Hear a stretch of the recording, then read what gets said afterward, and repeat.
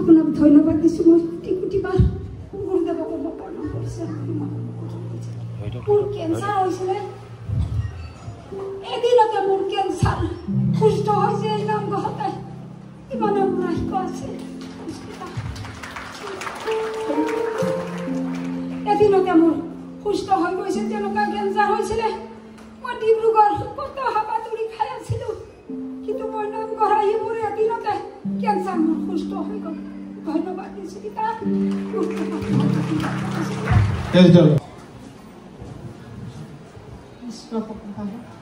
গুৰুজনা আৰু গুৰুমালৈ সেৱা জনাইছোঁ আৰু পবিত্ৰ ভূমিলৈ সেৱা জনাইছোঁ মোৰ এটা ভাগ্য আছিলে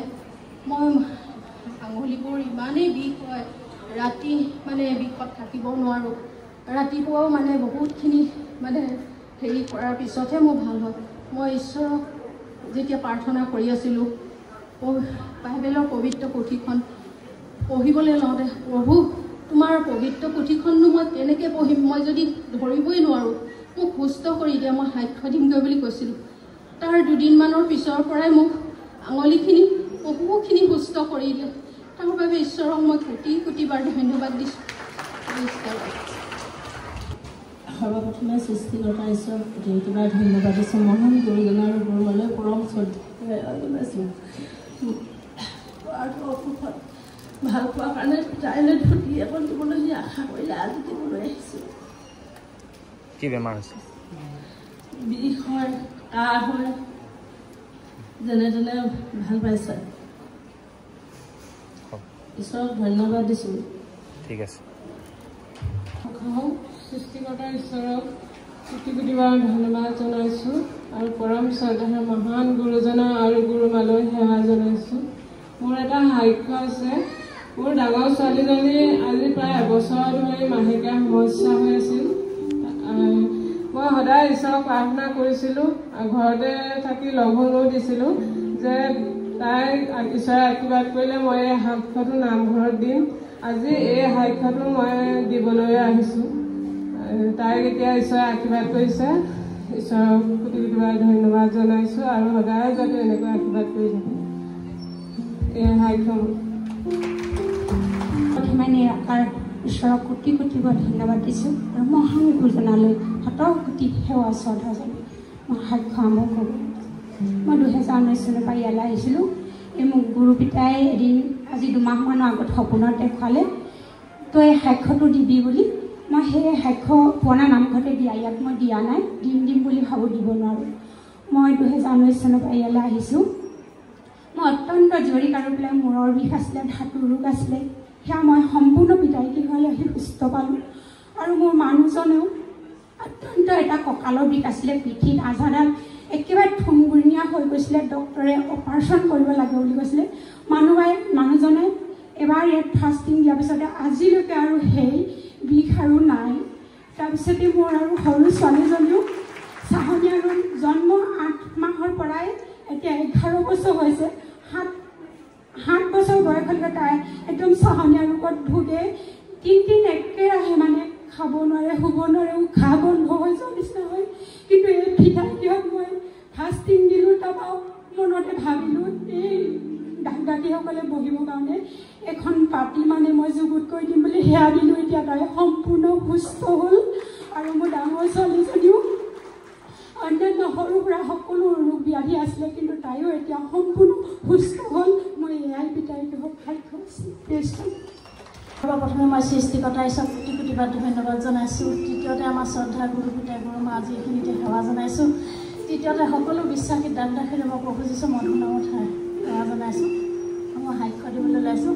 মই 22 চনত ঈশ্বৰক জানিছিলোঁ যদি ইয়ালৈ অহা নাই মই বেলেগলৈ গৈছিলোঁ পিতাই ওচৰত ক্ষমা খুজিছোঁ মাহী তাৰ সোণাৰী এইবলৈ কৈছিলোঁ মই কিন্তু তাৰপিছত সিহঁতে যোগাযোগ কৰি দিলে তেতিয়াৰ পৰা আমি ইয়ালৈ আহি আছোঁ আৰু সাক্ষ্যটো হৈছে ল'ৰাটো এটা ডাঙৰ এক্সিডেণ্ট হৈছিলে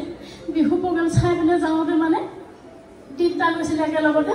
যাওঁতে মানে আমাৰ ল'ৰাটো এক্সিডেণ্ট হোৱাৰ আগতে মানে উৰুৱাই নিয়া নিচিনা উৰুৱাই নিলে বুলি কৈছে উৰুৱাই পথাৰত পৰিলেগৈ বুলি কৈছে তেওঁ কিন্তু অকণমানো দুখ চুখ নাপালে লগৰকেইটাই কিন্তু বহুত দুখ পালে কিন্তু অৱস্থা বেয়া হৈ গৈছিলে আৰু ছোৱালীজনীৰ কাৰণে মই সাক্ষ্য দিছোঁ ছোৱালীজনী হায়াৰ ছেকেণ্ডেৰী পৰীক্ষাৰ কাৰণে ফাৰ্ষ্ট দিছিলোঁ ইয়াত পঢ়াত তাই মানে একেবাৰে স্মৃতি শক্তিটো কমটি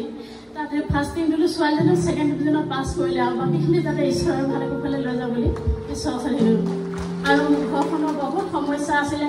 মোৰ বেমাৰ আজাৰ দুখ বিপদ মানে ইমান সকাম নিকাম পূজা পাতল পাতিলোঁ কিন্তু মানুহজনক ঘৰখনক মই মানে ভাল কৰিব নোৱাৰিলোঁ যেতিয়া মানে সত্য ঈশ্বৰ গ্ৰহণ কৰিলোঁ ইয়ালৈ আহি আহি সকলো সমস্যা মোৰ ভাল হ'ল আৰু অকল চব সমস্যা মোৰ ভাল হ'ল অকল মোৰ মানুহজনে মদ পানী এৰিব পৰা নাই সেইকণো যাতে ঈশ্বৰৰ ওচৰত মই বিশ্বাস কৰিছোঁ প্ৰাৰ্থনা কৰিছোঁ ভাল হ'ল আৰু পিতাৰ ওচৰতে যদি ভুল অপৰাধ কৰিছোঁ ক্ষমা কৰি দিয়ক আৰু জগতত থাকোঁতে বেচা কাৰণ মই বেচা কথা ভুল পাপ কৰি আছিলোঁ সেইখিনি যাতে মই ঈশ্বৰৰ ওচৰত স্বীকাৰ কৰিছোঁ কৰোঁ এয়াই মোৰ সাক্ষ্য আছিল ঈশ্বৰৰ প্ৰশংসা হওক সৰ্বপ্ৰথমে মই সৃষ্টিকৰ্তা ঈশ্বৰক কোটি কোটি ধন্যবাদ দিছোঁ আৰু লগতে মই মহান গুৰুজন আৰু গুৰুমালৈ শ্ৰদ্ধা সেৱা জনাইছোঁ আৰু ইয়াত পঢ়ি থকা সকলো দাস দাসীক মই ঈশ্বৰৰ প্ৰভু দিছোঁ মধুৰ নামত নমস্কাৰ জনাইছোঁ আজি মোৰ জীৱনৰ কেইটামান সাক্ষ্য আছিলে মই দিম বুলি কৈ মোৰ থাকি গৈছিলে কিন্তু আজি মই ভাবিলোঁ যে দিওঁ বুলি সৰ্বপ্ৰথমে মই যেতিয়া ঈশ্বৰক জনা নাছিলোঁ যেতিয়া মই জগতৰ নীতি নিয়ম পালন কৰি আছিলোঁ তেতিয়া মোৰ গাত এটা কিবা বেয়া বস্তু লাগি আছিলে আৰু যেতিয়া বেয়া বস্তু লাগিছিলে অলপ মূৰ বিষ হয় বুলি কৈ দিনে দিনে বাঢ়ি গৈছিলে ডক্টৰ দেখুৱাৰ পিছতো ভাল নহয় আৰু যেতিয়া মই পবিত্ৰ গৃহলৈ প্ৰথম আহিছিলোঁ আৰু প্ৰাৰ্থনা হৈ যোৱাৰ পিছতে আহিছিলোঁ আহি নাজানো মই এনেকৈ কান্দি আছিলোঁ মানে যেনেকৈ কাৰোবাক পালোহেন নেকি তাৰপিছত যেতিয়া ইয়াৰ পৰা উভতি যেতিয়া মই ঘৰলৈ গ'লোঁ আকৌ নেক্সট দেওবাৰে আহিলোঁ তেনেকৈ আকৌ ঈশ্বৰক জানিছোঁ ঈশ্বৰৰ বাক্যবোৰ পালন কৰি আছোঁ তাৰপিছতে লাহে লাহে মূৰ বিষ থাইৰয়ড যিবোৰ আছিলে সকলোবোৰ ভাল হৈ গ'ল আৰু তাৰপিছত যেতিয়া আকৌ একমাহ পিছত মই আকৌ কামলৈ গৈছিলোঁ তাৰপিছত মই আকৌ মন খেলি মেলি হোৱাৰ পিছত যেতিয়া ডক্টৰে টোপনি টেবলেট দি আছিলে টোপনি নাহে গোটেই ৰাতি এনেকৈ কাজিয়া লগাৰ পিছত মই 23টা টোপনি টেবলেটো খাই দিছিলোঁ খোৱাৰ পিছতো মই আকৌ 3 দিন পিছতেহে সাৰ পালোঁ যে মই এনেকৈ শুই আছিলোঁ বুলি আৰু একো নোখোৱাকৈ মই এনেকৈ শুই আছিলোঁ তাৰপিছত গাটো বৰ দুৰ্বল লাগিলে আকৌ তেনেকৈ নামঘৰলৈ আহিলোঁ কেইদিনমানৰ ঘৰত থাকি ঈশ্বৰক যেতিয়া আকৌ বাক্যবোৰ পালন কৰি আছোঁ ঈশ্বৰৰ মতে চলি আছোঁ